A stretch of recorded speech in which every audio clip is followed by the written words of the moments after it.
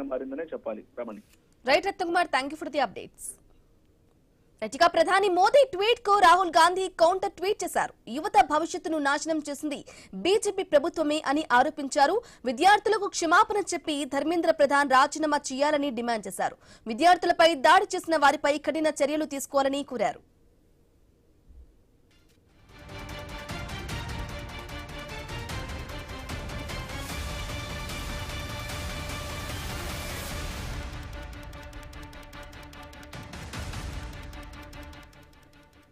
Breaking news చూస్తున్నాం. ప్రధాని Modi tweet కు రాహుల్ గాంధీ కౌంటర్ ట్వీట్ చేశారు. యువత భవిష్యత్తును నాశనం చేసింది బీజేపీ ప్రభుత్వమే అని ఆరోపించారు. విద్యార్థులకు క్షమాపణ చెప్పి ధర్మేంద్ర ప్రధాన్ రాజీనామా చేయాలని డిమాండ్ చేశారు. విద్యార్థులపై దాడి చేసిన వారిపై కఠిన చర్యలు తీసుకోవాలని కోరారు.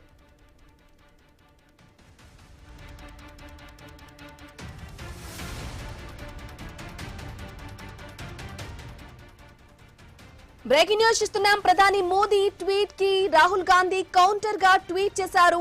యువత భవిష్యత్తును నాశనం చేసింది బీజేపీనే, అయితే విద్యార్థులకు క్షమాపణ చెప్పి ధర్మేంద్ర ప్రధాన్ రాజీనామా చేయాలంటూ కూడా ఆయన డిమాండ్ చేయడం జరిగింది. ఇక విద్యార్థులపై దాడి చేసిన వారిపై కఠిన చర్యలు కూడా తీసుకోవాలి అని చెప్పేసి కూడా రాహుల్ గాంధీ డిమాండ్ చేస్తున్నారు, రీట్వీట్ చేశారు. ఇదే విషయానికి సంబంధించి కంప్లీట్ డీటెయిల్స్ అందించడానికి మా ప్రతినిధి గణేష్ పోలింగ్ ద్వారా అందిస్తారు. గణేష్, మనం మాట్లాడుకున్నాం ప్రధాని మోదీ ట్వీట్ కి సంబంధించి. ఇప్పుడు ప్రధాని మోదీ ట్వీట్ కూడా రాహుల్ గాంధీ కౌంటర్ ట్వీట్ అయితే వేయడం జరిగింది.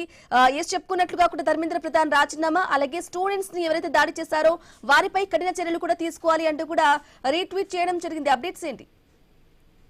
బ్రాహ్మణి, ఇందాక మనం అనుకున్నట్లుగానే బీజేపీ పార్టీ రాహుల్ గాంధీ మోడీ ట్వీట్ ను వ్యతిరేకిస్తూ వారు కూడా రీట్వీట్లు చేశారు. నీట్ పేపర్ లీక్ వ్యవహారంలో ప్రధాని నరేంద్ర మోడీ చేసినటువంటి ట్వీట్ మీద ఘాటుగానే ఇద్దరు కూడా స్పందించడం జరిగింది.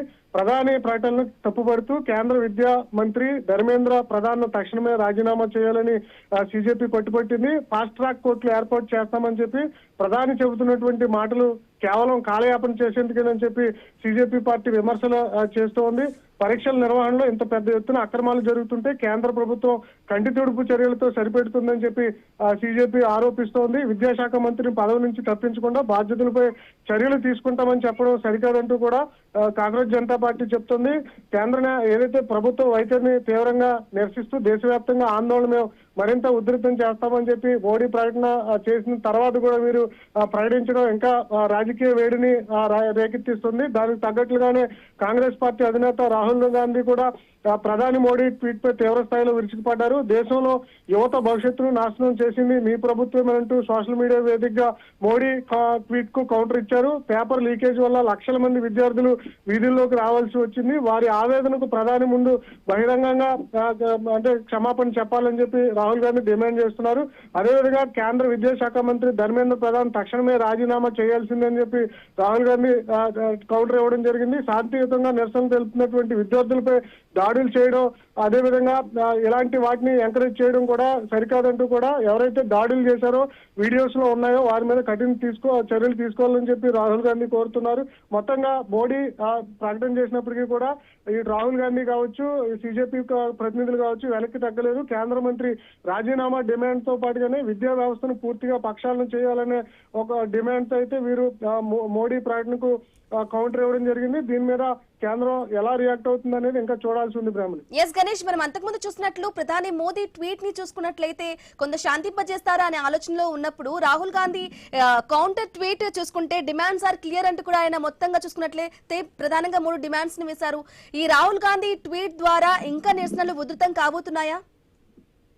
ఖచ్చితంగా, ఎందుకంటే కేంద్రం కీలక ప్రకటన చేసేంత వరకు కూడా బీజేపీ విపక్షాలు వెనక్కి తగ్గేటువంటి పరిస్థితులు కనిపించట్లేదు. మొదటి రోజు నుంచి కూడా ఇటు కాంగ్రెస్ జనతా పార్టీ కావచ్చు, రాహుల్ గాంధీ కావచ్చు నీట్ అంశం మీద చాలా గట్టి ఫైట్ చేస్తూ ఉన్నారు.